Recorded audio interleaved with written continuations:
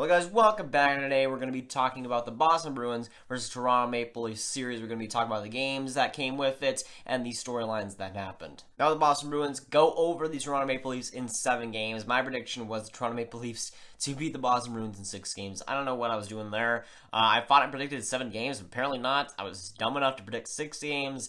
It is what it is. My prediction sucks as always, but the Maple Leafs do end up losing in 7 games. So if you got that prediction right, good on ya. And the Bruins move on to the second round to face the Tampa Bay Lightning. Before we get into that, let's get into the games here. Let's start with game 1, where the Bruins ended up winning 5-1 over the Toronto Maple Leafs in TD Garden. Pastrnak, an unstoppable game. He was fantastic in that game. That first line was rolling, and they had the star power of the Bruins. Really were fantastic in that game. Probably, I think, their best game, at least throughout the whole series, at least as a whole. Rask was good. The defense was good. The offense was solid. Everything all together came into a great game for the Bruins, and they just basically steamrolled the Leafs into a 5-1 victory, and they played fantastic in that one, no doubt about that. And we move on to game 2, still in TD Garden. The Bruins win 7-3 over the Toronto Maple Leafs, and Pastrnak, an amazing game as well. Bergeron, another great game, and Marchand, that first line was fantastic in that game, and they just showed it. Pastrnak just teared up the Leafs, especially in those first couple of games.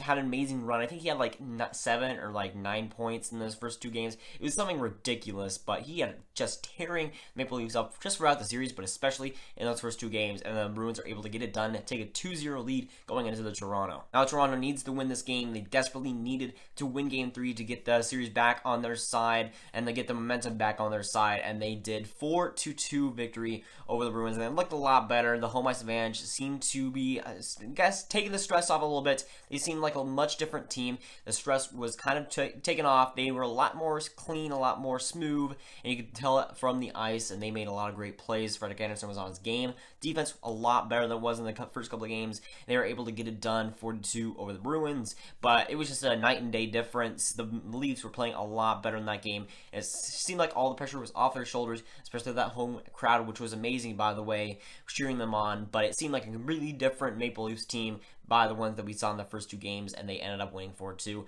and that's well deserved there. Then we go on to game 4, a huge opportunity for the Leafs to tie it, and nope, the Bruins win 3-1. It was a close game throughout, but the Bruins are able to squeak it out. Those are one of the games where both teams are playing well, but one team has to win, and the Bruins were just able to get it out. It was a close game throughout, but the Leafs just won a ball breaker, and the Bruins had a lot of opportunities, and they were able to score on it, but it was a close game throughout, and the Leafs just choked it away a little bit, but just were not able to get it done, and that was a huge game for the Bruins. The Leafs would be able to come back. Let's say the Maple Leafs won that game.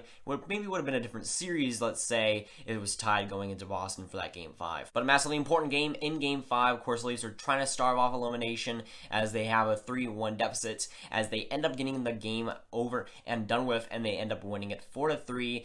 It was a great game throughout, one of the better games of the series, but it was a close one. The Leafs were just able to squeak it out, though. They were the better team, but just barely, and the Maple Leafs were able to win it. A very, very close game, but the Leafs were just able to sneak it out, and that was a fantastic game for both sides, but they were just able to squeak it out, and both teams were playing well. Bruins did have their opportunities to score, but Andersen was still pretty decent in that game. The defense was still good, and they had a great performance in TD Garden, and they were able to squeak out the win. Then we go on to game 6, where the Leafs win 3-1, but even though it was a 3-1 game, it was still close, but the Bruins had a lot of opportunities. They were playing really good hockey in that game 6, and they were just not able to finish. They got a lot of opportunities, a lot of great chances, but in that game 6, they were whiffing on a lot of stuff. They weren't just getting done. They weren't finishing like they were any earlier in the season.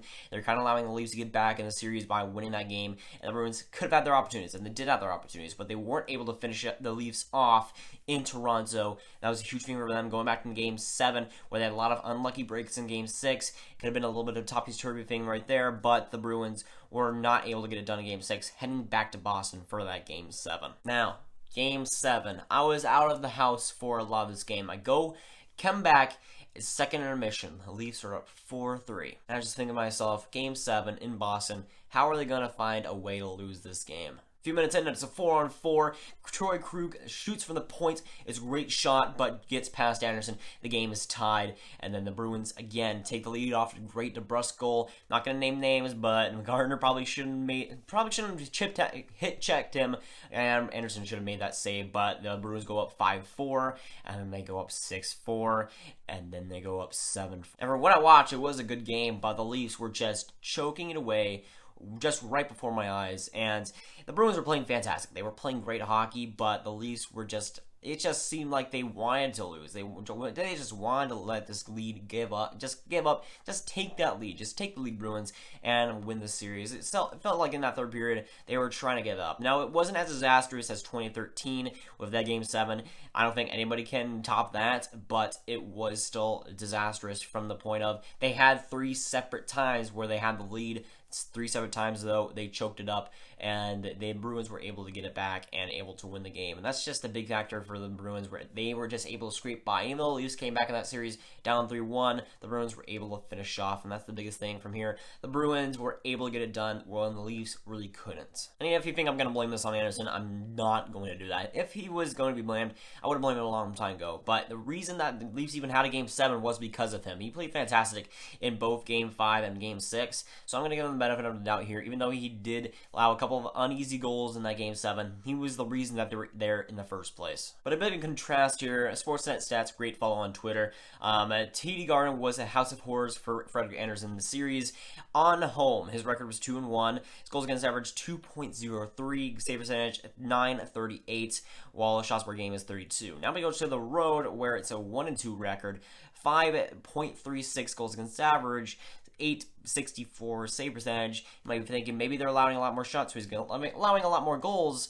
Well, they were allowing less goals. They were allowing less shots. The Leafs were allowing less shots in TD Garden than they were at home. So it's a thing where maybe it's a higher quality at TD Garden, but I think it's a lot to do with Frederik Andersen not doing too well in TD Garden, which is not too big of a deal. But again, Frederik Andersen needs to be a little bit more consistent. He was good, not the reason that they lost the series, but he needed to be a little bit better than he was. He was still great, but the Toronto Maple Leafs to get past Boston, I think, needed a little bit more than him. He was great. Again, he was fantastic, but they needed that upper tier from him, that elite goalie from the playoffs. Now, of course, the Kadri suspension didn't help them throughout that journey. Again, having him out for 3 games was huge. I do think the suspension was deserved. I'm not going to get into that because I already made a video on that.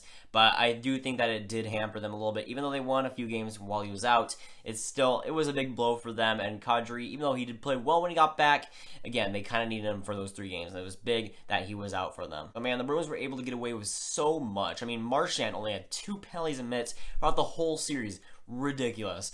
But if there's anybody that can get away with stuff, it is him. He's a master of that craft, and he's shown that, especially in this series. He got away with such stuff, like punching people, licking people. He got away with so much stuff. It was just crazy. It's impressive how much he got away with stuff, and the Bruins as a whole got away with stuff. Probably tons of penalties that should have been called. Same with the Maple Leafs. They were pretty dirty too, but the Bruins were just on a whole nother level. They were fantastic, and just impressive how they were able to get away with just so much, so many blatant calls. Yeah, another surprise throughout this whole series, no overtime games. You'd think there'd be a couple of games going to overtime, but both teams were ready to get it done in regulation. Not about that overtime business. But of course, looking to the round 2 matchup, Tampa Bay versus the Boston Bruins. Those teams hate each other. Of course, you know who I'm going to be rooting for. Go Bolts. But in the meantime, there's a lot of key matchups, and it's going to be a fantastic series to watch. Just an absolute star show. It's going to be great. Great hockey. I wish we would have seen this in the Eastern Conference Final, but round 2 is hockey nonetheless, so we'll take it. But there's a lot of key storylines going into this, but it's going to be a great series nonetheless. Now, a big thing for me going on that series, and a thing that might decide the series as a whole, is Rask. At least he was okay in this series, in this Toronto Maple Leafs versus Boston Bruins series. He was okay, but he has to be fantastic against the Tampa Bay Lightning. Tampa Bay Lightning might not have fallen well, but they're going to score goals on you, and Rask's going to have to be fantastic. He's going to have to be prepared for that. And if he has the same performances as he had against Toronto, Boston Bruins won't make it past the second round, and they won't make it past Tampa. I firmly believe that if Rask is really having the destiny of the Boston Bruins in his hands. If he's able to play well against Tampa Bay Lightning, I think that he'll be a lot more closer to the series, and possibly Bruins will win it. But if Tampa Bay just steamrolls Rask and is able to get past that defense, I think that Tampa Bay will have a much easier time getting past Boston. It's all about the Rask and the goaltending. It's all about the goaltending and the defense going in round 2. At least that's my opinion. Now, the Tampa Bay versus Boston series might be probably the best series possibly throughout the whole playoffs. Now, I'm going to make a whole preview for the whole round 2 matchups. Probably just one single video for all of that, but I'll discuss more on my thoughts on that in that video. But that series, if of course it's happening, but that's going to just be a fantastic series. It's going to be back and forth, offensive battle, and it's going to be very, very great hockey to watch. That game, if that series goes 7 games, that even though this Toronto versus Boston was a fantastic series, that series is going to be a whole. But going back to the Toronto Maple Leafs versus Boston Bruins series, this series was really all I could ask for. Besides the Toronto Maple Leafs advancing, I couldn't ask for much else. I mean, this game 7 was fantastic, very entertaining to watch, and it was a great series overall to watch. And that's all I could really ask for from this series. It's probably the best series, at least for me, to watch. It was very entertaining for me to watch. Just bloodbath throughout all of it, and it might not have been the closest series through the scores, at least, but for me, it was probably the most entertaining series, and I really couldn't ask for much more, at least from the ice quality. But hockey gods, if Tampa Bay versus Boston is better, just serve it to me right up. But you know who I'm cheering for. Go Bolts. So that's gonna be, guys. Like and subscribe to not ring that bell if you haven't. Tell me down below what you thought of this series, what you thought of Game 7 in general, what you think of the series incoming, and I'll see you guys later. Goodbye.